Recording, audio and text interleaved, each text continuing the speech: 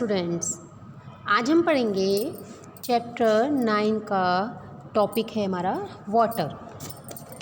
The earth is called the watery planet और blue planet because more than 70% of its surface is covered with water. हम जानते हैं कि अर्थ को या तो वाटरी प्लैनेट के नाम से जानते हैं या फिर ब्लू प्लैनेट, नीला ग्रह जानते हैं ना, और अर्थ को इसके नाम से जानते हैं। इसका कारण क्या है? क्योंकि इस पे 75% से ज़्यादा पानी है। Water is found everywhere in ponds, lake, rivers, ocean, seas and even underground. हर जगह पानी मिलता है। यहाँ पर किस किस रूप में मिलता है? पॉन्ड के रूप में, लेक झीलों के रूप में, रिवर्स यानी नदियों के रूप में, ओशियन यानी महासागर के रूप में, सीज यानी समुद्र के रूप में, और यहाँ तक कि अंडरग्राउंड भी पानी मिलता है। It is also present in air. Air में भी होता है किस रूप में? ह्यूमिडिटी के रूप में। The heat of the sun change the state of water. अब जो वाटर की स्टेट्स हैं, अवस्थाएं हैं, वो किस वजह से चेंज होती हैं? सन की हीट की वजह से। कैसे होती हैं?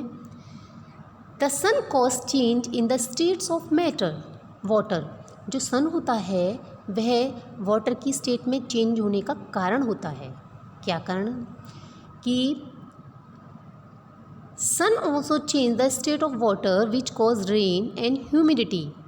जैसे जैसे सन की रेज होती हैं, अर्थ पर आती हैं, इसकी गर्माहट से जो पानी होता है वह एवापोरेट होके ऊपर जाता है, आसमान की ओर जाता है, क्लाउड्स बनते हैं और हमारे एटमॉस्फेयर में कुछ बूंदें रह जाती हैं, वो नमी बनाती हैं यानी कि ह्यूमिडिटी बनाती हैं। We know that cloud bring rain. ये आप सब भी जानते हैं कि जैसे बादल आते हैं उनसे बारिश होती है। But how are this cloud forms? लेकिन ये कैसे बनते हैं? क्लाउड्स, बादल कैसे बनते हैं? क्या होता है कि सन की हीट होती है, उससे ये पॉन्ड का वाटर, लेक का, रिवर का, सीज का, ओशियंस का, जितनी भी बड़ी बड़ी वाटर बॉडीज़ हैं, लार्ज वाटर बॉडीज़ हैं, उनका पानी एवोपरेट होता है, भाप बनता है और ऊपर उड़ जाता है। और ऊपर क्यों उड़ता है? क्योंकि हवा गर्म होकर ऊपर उठने लगती है। ये हम आपको बार बार बता रहे हैं। और छोटी छोटी बूंदों में बदल जाता है। जैसे ज़्यादा ये वाटर वेपर बनती चली जाती हैं, टिनी ड्रॉपलेट्स होती हैं, छोटी छोटी बूंदें, वह इकट्ठी होती चली जाती हैं और ये क्लाउड बनता चला जाता है और ये ऊपर उठते चले जाते हैं, छोटी छोटी बूंदें और एक साथ मिलती चली जाती हैं, तो ये बहुत बड़ी ड्रॉपलेट्स में बदल जाती हैं। अब इससे क्या होता है? जो बादल होते हैं वो हैवी हो जाते हैं, क्लाउड्स हैवी हो जाते हैं और वो फॉल डाउन एज रेन और बारिश की तरह नीचे आ जाते हैं। In extremely cold region water vapour falls as snow. अब जहाँ पर टेम्परेचर कम होता है वहाँ पर क्या होता है? ये जो ड्रॉपलेट्स होती हैं इकट्ठी होती हैं, वो नीचे आती हैं तो बारिश के रूप में नहीं आती, वो स्नो के रूप में नीचे आती हैं क्योंकि टेम्परेचर कम होता है और वो जम जाती हैं। अब हम पढ़ेंगे एवोपरेशन। एवोपरेशन के लिए हम क्या करेंगे? 2 बाउल लेंगे, उसमें पानी डालेंगे, दोनों बाउल में बराबर मात्रा में पानी। Amount of water in 2 glasses। Is the level of water same in both glasses? No, the amount of water is not the same in the glasses. This is because the water in dish kept in sunlight evaporate due to the heat of the sun. हमने जो 2 bowl ली थी, एक bowl को sunlight में रखा था, एक bowl को हमने शेड में रखा था, लेकिन पानी दोनों में बराबर मात्रा में था। हमने 5-6 घंटे के बाद देखा तो क्या हुआ कि जिसको हमने सनलाइट में रखा था वो बाउल में पानी की मात्रा कम थी और जो बाउल हमने शेड में रखा था, छाया में रखा था, उसमें पानी की मात्रा ज़्यादा थी, क्योंकि सनलाइट में जो पानी था वह पानी एवोपरेट होकर ऊपर चला गया। किसकी वजह से? Heat of the sun. The process of changing of water into water vapour on heating is called evaporation. This amount of water vapour present in the air is called humidity. Humidity क्या होती है? The amount of water vapour present in the air.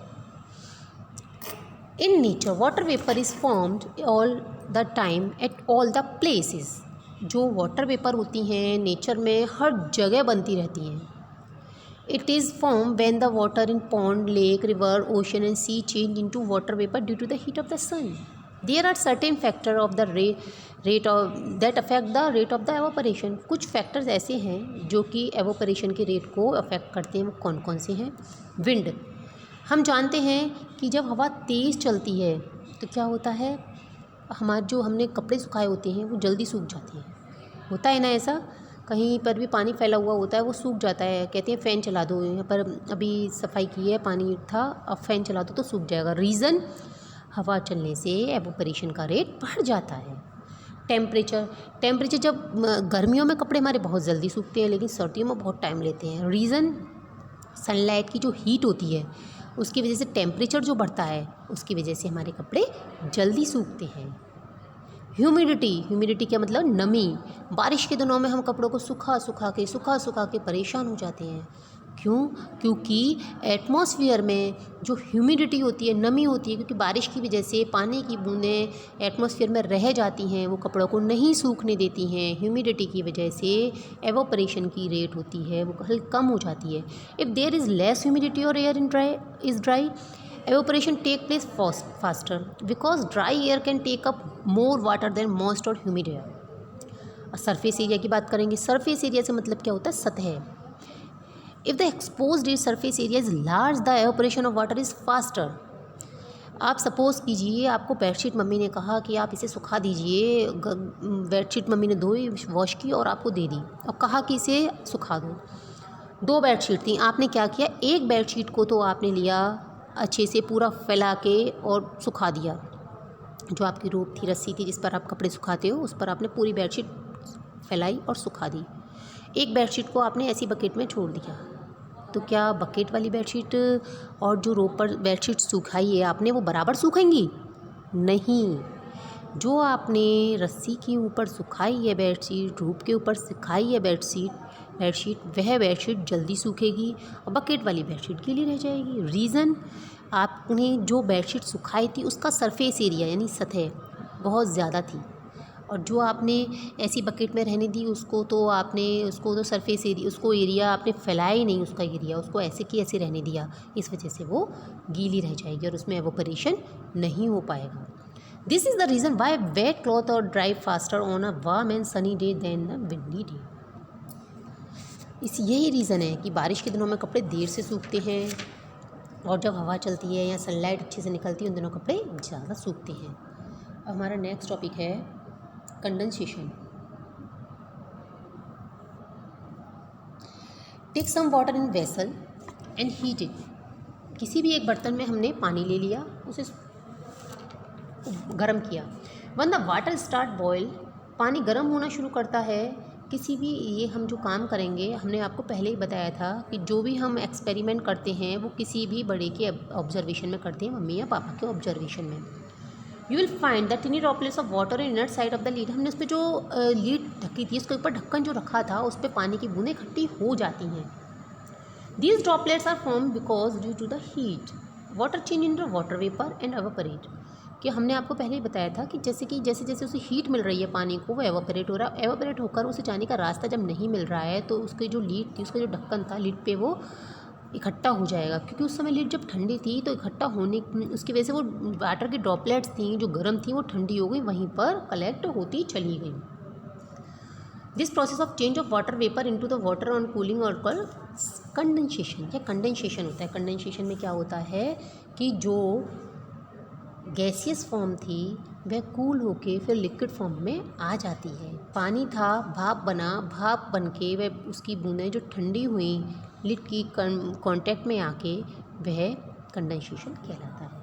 When a glass containing cold water with ice cubes is kept on the table, after a few minutes tiny drops of water appear on the glass। हम देखते हैं कि हमने पानी के glass को रखा रहने दिया था, उसमें पानी के ग्लास में हमने ठंडा पानी लिया और उसमें हमने कुछ आइस क्यूब्स डाल दी। आइस क्यूब्स डालने के बाद हमने कुछ देर रखा रहने दिया। हमने क्या देखा, उसके पानी के गिलास के चारों ओर छोटी छोटी पानी की बूंदें इकट्ठी हो जाती हैं। उसका रीज़न, जो पानी की सतह, ठंडे पानी ने गिलास के एरिया को, सरफेस एरिया को, जो ग्लास की सतह थी उसको ठंडा कर दिया। एटमॉस्फेयर में जो वाटर ड्रॉपलेट्स थी वो इसके संपर्क में आकर ठंडी हो गई और ग्लास पर जम गई आके।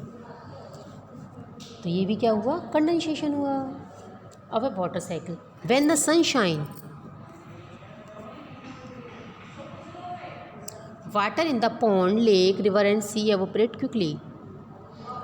जैसे ही सनशाइन होता है, आपको बताया था कि सनरेज होती हैं, उनसे हीट पैदा होती है, उसकी वजह से एवोपरेशन होता है और एवोपरेशन होकर पानी जब गर्म होकर ऊपर पहुंचता है तो वह क्लाउड्स बनाता है। क्लाउड बनाने के बाद में वह वापस नीचे आ जाता है। ये सारी प्रोसेस आपको बताई थी। इन प्रोसेसेस में कितनी सारी प्रोसेस इंक्लूड होती हैं?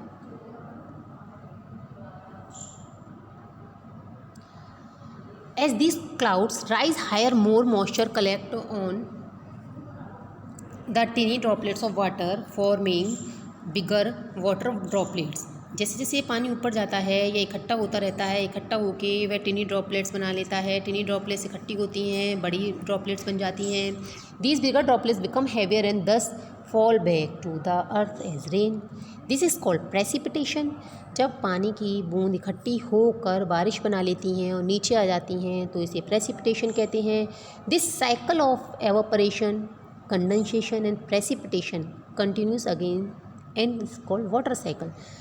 वाटर साइकिल में 3 प्रोसेस हमारी होती हैं, 3 फिनोमेना इंक्लूड होते हैं, precipitation, condensation and evaporation. In nature water exist in 3 forms. Nature में पानी 3 फॉर्म्स में होता है, water, water vapour and solid यानी ice. However rain, dew, hail, frost, fog and snow are different from the water than precipitated dew.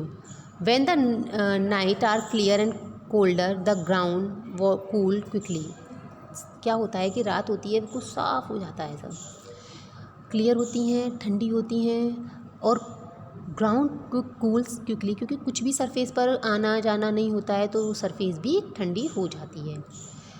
As the heat escape into the atmosphere, जो heat होती है वह atmosphere में चली जाती है। The water vapour condense near the ground, और जो वाटर वेपर होती हैं वे ज़मीन के ही पास में ही इकट्ठी होने लगती हैं।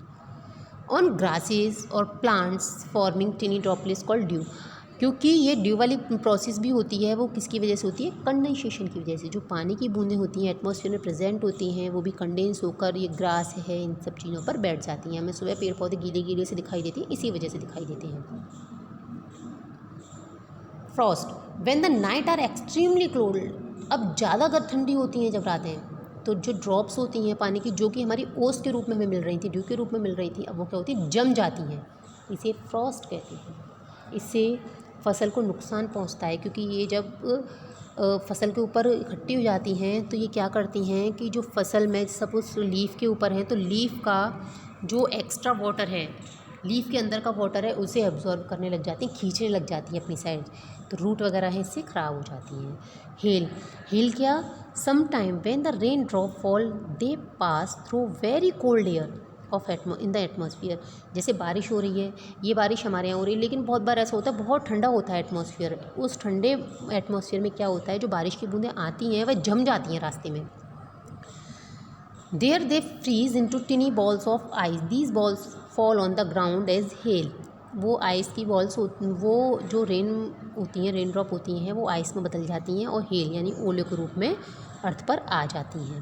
When they fall from sky the look like tiny round piece of ice. ये बड़े बड़े टुकड़े होते हैं, लेकिन अर्थ पर आते आते एटमॉस्फेयर में आपस में इनमें फ्रिक्शन वगैरह लगता रहता है, इसकी वजह से इनका साइज़ बहुत छोटा हो जाता है और अर्थ पर आकर ओले के रूप में गिरते हैं। Snow, in winter the air in certain region is very cold and this temperature is extremely low. लगभग 0 डिग्री सेल्सियस से भी कम हो जाता है कुछ रीजन्स में, कुछ एरियाज़ में। Because such region receive very little heat and light from the sun. आपको बताया था मैंने लास्ट चैप्टर में भी कि जो कुछ एरियाज ऐसे होते हैं इनमें सनलाइट प्रॉपरली नहीं मिलती है, उनमें प्रॉपरली ना मिलने की वजह से स्लैंटेड होती है सनराइज़, तो उसकी हीट कम पहुंचती है। इसकी वजह से वहाँ पर टेम्परेचर बहुत कम होता है और वहाँ पर एटमॉस्फेयर में स्नो फॉर्म होती रहती है। Snow form in the cloud that contain extremely cold water droplets and ice crystals. तो इसकी वजह से क्या होता है कि जो स्नो होती है, स्नोफॉल होती है, स्नो होती है वह बहुत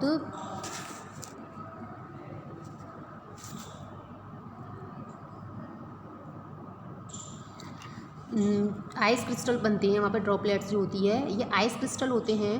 वाटर, उन पे वाटर वेपर्स होती हैं और डस्ट पार्टिकल होते हैं, वो मिल के जम जाते हैं। When many ice crystal join together and fall on to ground they are known as the snowflakes और snow crystals. Snowflakes have 6 sides and are very light. However, no two sunflakes look alike. जब धूल के कण और जब बर्फ़ एक साथ मिल जाती है तो वो स्नोफ्लैक के रूप में नीचे आती है।